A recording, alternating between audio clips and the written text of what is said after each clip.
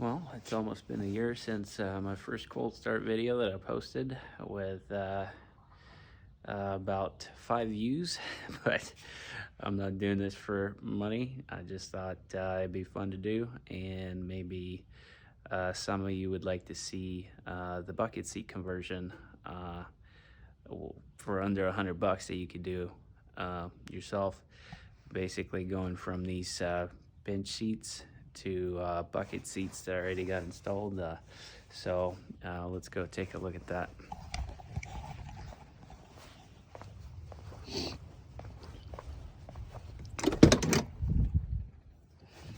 So this is basically the finished product.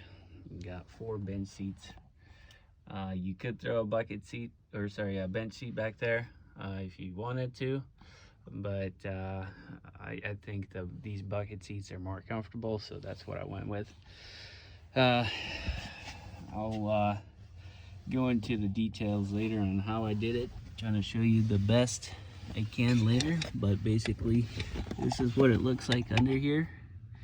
You got a bracket here, a bracket here, you know, everything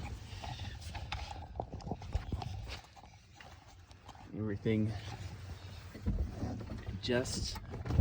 You can move the seat back and forth. You can recline it, and if you want to hook up the electric one, you know, you could install the one with all the buttons, and I get all that stuff, but all mine are mechanical. Just going for simplicity here. And while I was doing it, of course, got the headliner all redone, put on some new lights in here.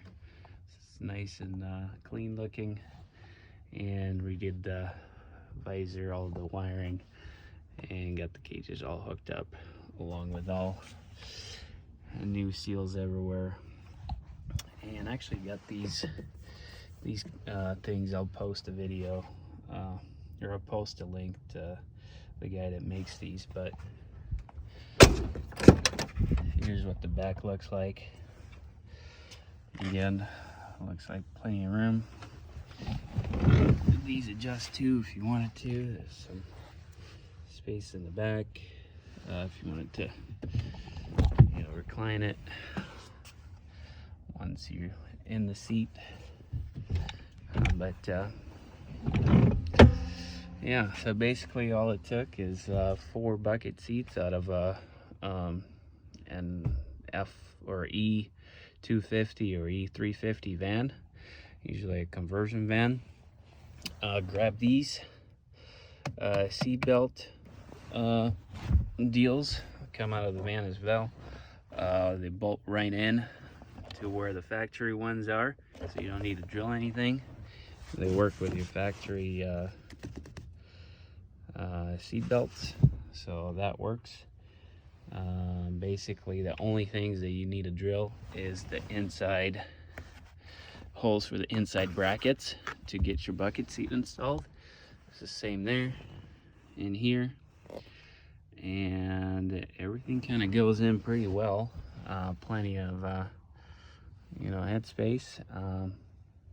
So yeah, we'll go into the details on how to get those installed.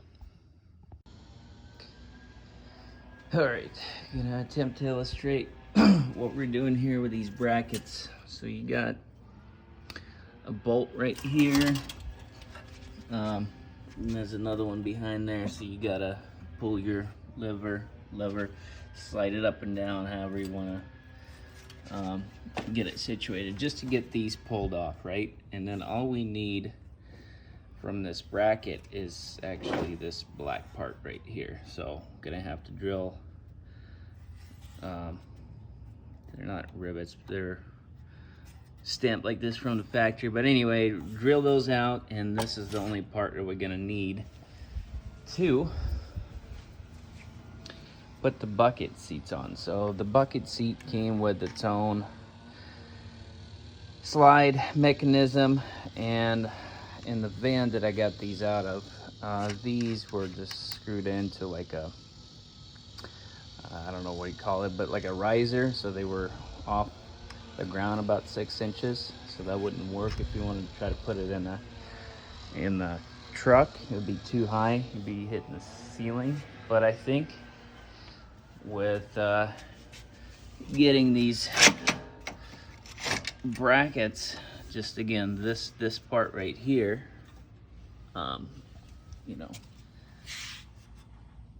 it should bolt into the factory spots, or at least one side, right? So you got in the crew cab, you know, that comes with the bench seats, you only got, you know, 4 holes and 2 on each side. So I'm gonna have to get another set of brackets, you know, for this side and for this side if I want to put my bucket seats in. So that's the plan, and we'll see how it works. All right, so once you take these brackets off the seat, off your bench seat, you'll have a, you know, bolt here, you know, 4, 2 on each bracket, hold them on. What you want to do next, turn them, flip them over, and zip off these, I say rivets, but they're basically steel plugs that were pressed in there, I guess, steel rivets from the factory. So anyway, zip these off, and then this bracket here will separate. This bracket here will separate from this part. I'll show you that in a bit. But here's again these pieces side by side. This one is all, you know, taken apart and separated. I still have to drill this thing out with basically the deburring bit works really well with my air tool here. And then I'm gonna zip these off again and do the same procedure where I'm gonna separate these two, and then I'll get these are the actual 2 pieces. You need this bracket and this kind of in between piece. Don't need it for right now. After you get these rivets zipped off here, you know, they'll pop off like this, right? So what you got to do is get it on its side, find this edge, and basically get your chisel in there or something, just, you know, hit it, try to separate it, right? So I started from this end here, you know, and kind of work my way over here, and you kind of have to work it like a rotisserie chicken, flip it over, because you got this shit in the way. So anyway, so this is kind of how it looks when it separates like this, you know. I don't know if a screwdriver will work, but I got this here. It's basically, I don't know, attachment for one of my air tools for my air hammer. Works pretty good with this hammer here, so just kind of bang at it as to get it separated. So now that we got these two apart, you know, set this up on the side. Don't need this for now. To get these 2 pieces apart, you know, the actual your slide mechanism. What I've worked out to be the best method for that is basically take your punch, set it on there, get this one knocked out, this one. These don't really have to be knocked out, but to get the slide off smoothly, I'll show you over here. So you got these indents right here, and I understand that when they put these together at their factory, once they got the 2 pieces together, they went and pressed this in, another one here, and I think you got one behind this lever there. So what I do is, you know, kind of set it up like this, punch out this one here, and then I come here and I use the same punch and just basically knock it back in, knock it flat, This is what it looks like when it's taken apart, right? So you got one here, one here. So basically this is what you gotta knock back and make it flat. So that this slide can just come off real easy, and one of these bearings will just roll right out instead of just digging in here with a screwdriver and trying to pick all that stuff out. You can do it that way, and this is how I did my first bracket, but it was a pain in the ass. I think this is a little bit more banging, but it comes off a lot cleaner that way. Alright, so once you got these kind of knocked flat here, this slide will get a little bit more range of motion to where you'll see this thing kind of start popping up. So what I do then is kind of get it in the vise. Sorry, working with one hand, a little bit difficult. So get it in the vise to where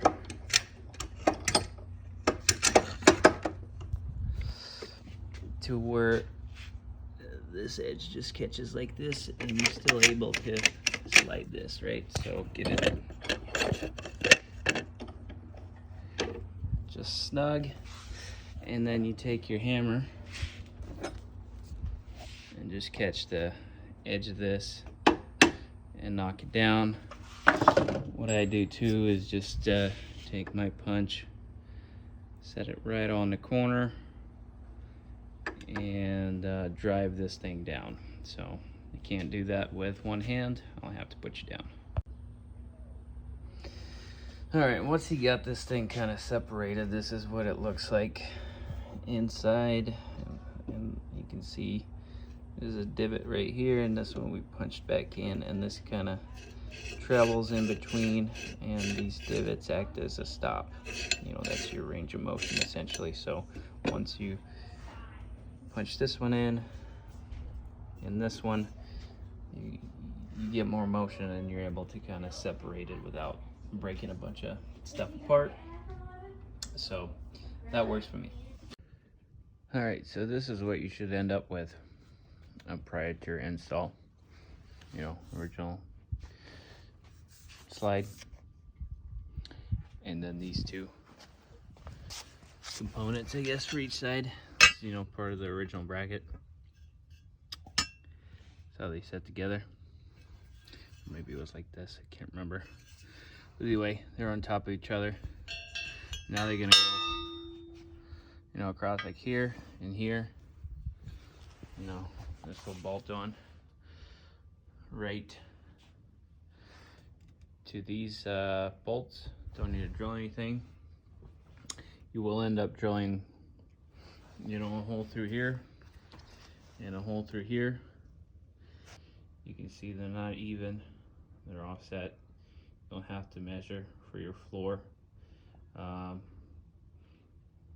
don't know, I'll give you measurements here for mine, but what I found out is each floor is different, whether it's crew cab or Bronco or what have not. They're all different, so measure for yourself. I'll give you my measurement.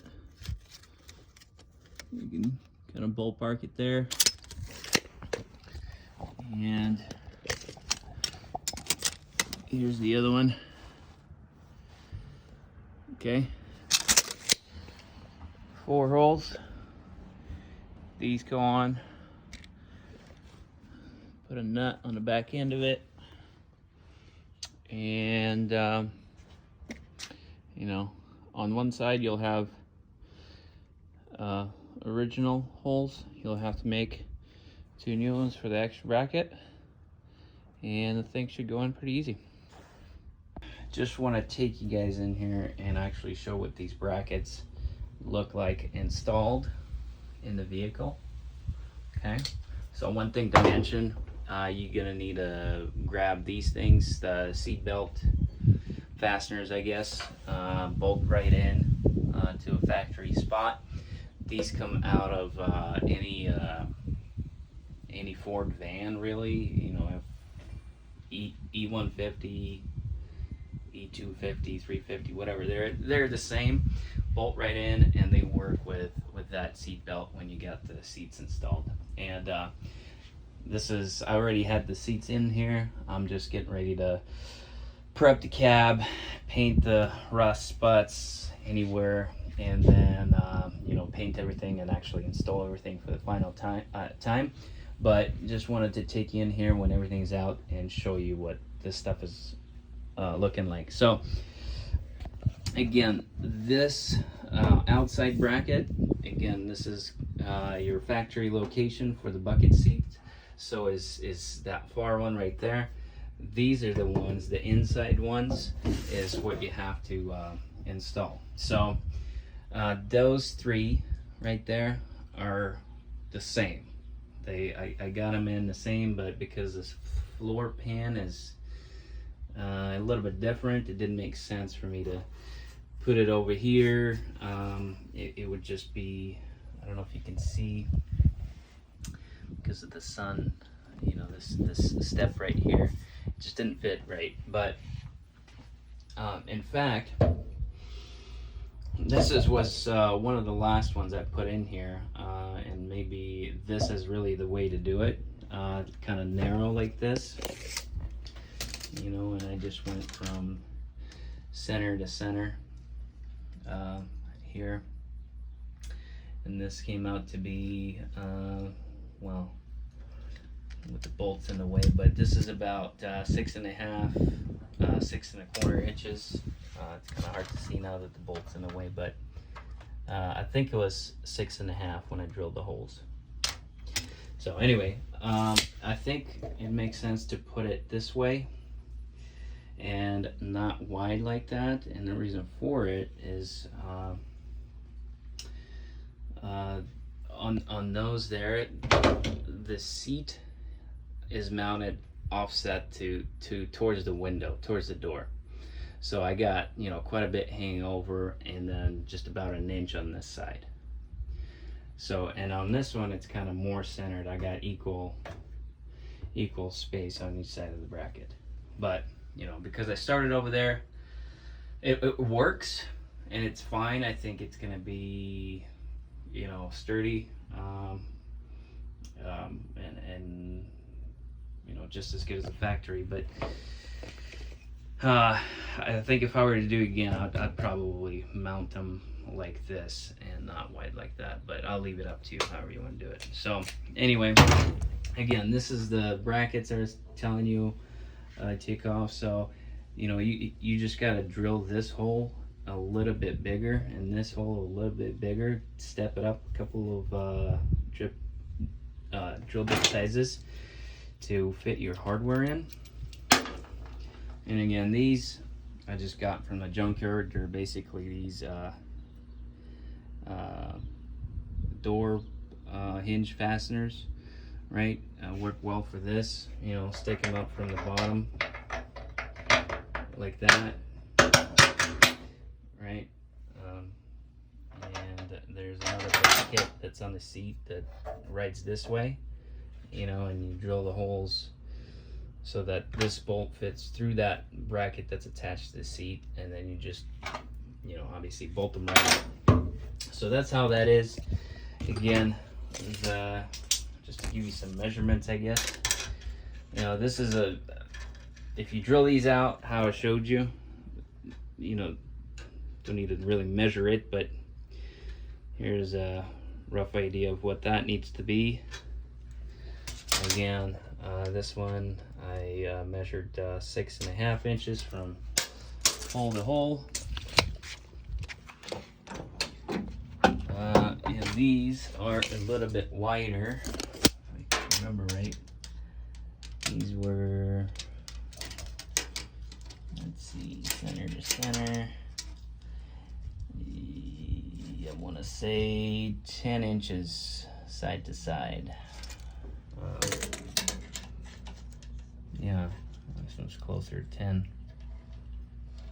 So again, what I did initially, again, bolted this up and kind of, you know, placed these loose to see what made sense. I installed that one first, and that's how I came up with my original measurement of 10 inches apart. So that's how that works.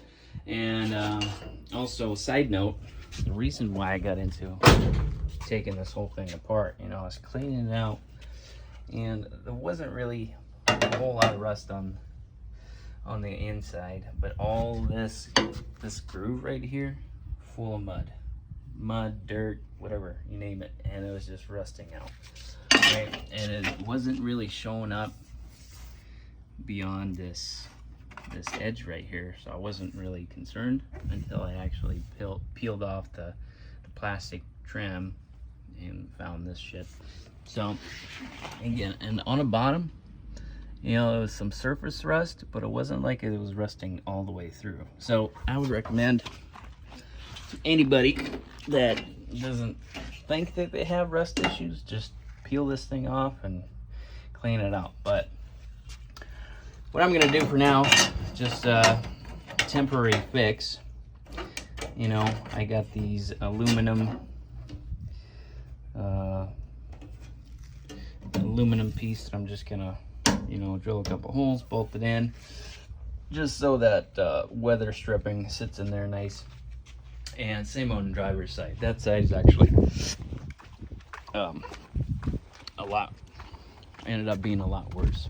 As you can see, you know, it's all the way from here up to here. And again, this is starting to eat away, and usually you see a problem right in this area where the floor is gone. But thankfully, we got enough solid metal here to kind of last a little longer. Eventually, I'll do some brand new rocker panels out of like you know, pieces of steel, some square. I'm gonna run some square tubing, whatever you want to call it, right here, so I can they'll be good for like sliding on rocks and shit like that. So anyway, this is kind of, again, what this looks like with the brackets in, and obviously, you know, you got to drill your holes through here. There isn't much in the way. This thing, okay, gotta go back to that side, I guess.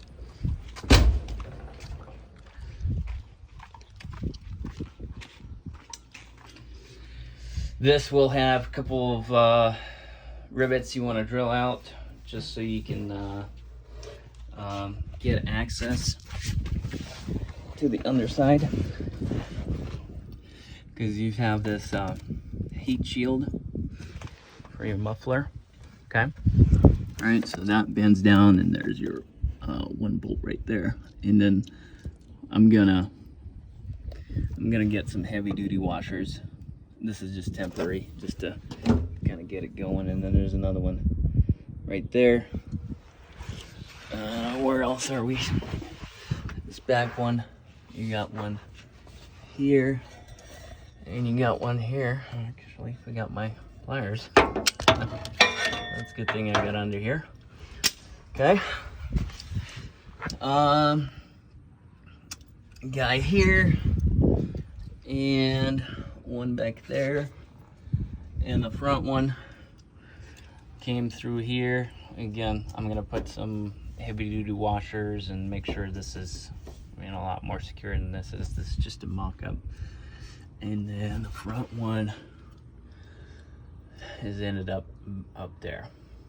So anyway, that's kind of the rough idea what you're trying to do here for the brackets. And once I actually get everything situated, I'll update you guys. So a couple notes on the numbers here. So yes, you can get it done for $100. At my local junkyard here, the seats run about $15 a piece. They charge me $5 a piece for seat belt fasteners, so that's $20 a seat. brackets. They come free with the seats if you do it all in one shot.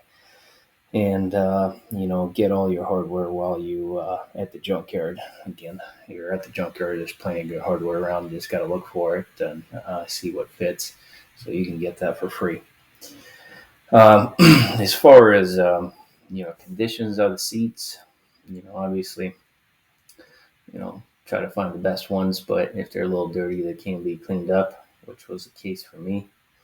As you can see here in these pictures, the one in the middle is before, how it looked at the junkyard, and then after a little bit of elbow grease, OxyClean, and dish detergent. It comes off pretty easy. Just gotta scrub them pretty good, and get them nice and clean. So anyway, in the future, I'll reupholster them probably with either leather or some type of Carhartt material. But for now, we'll do. Anyway, thanks for watching.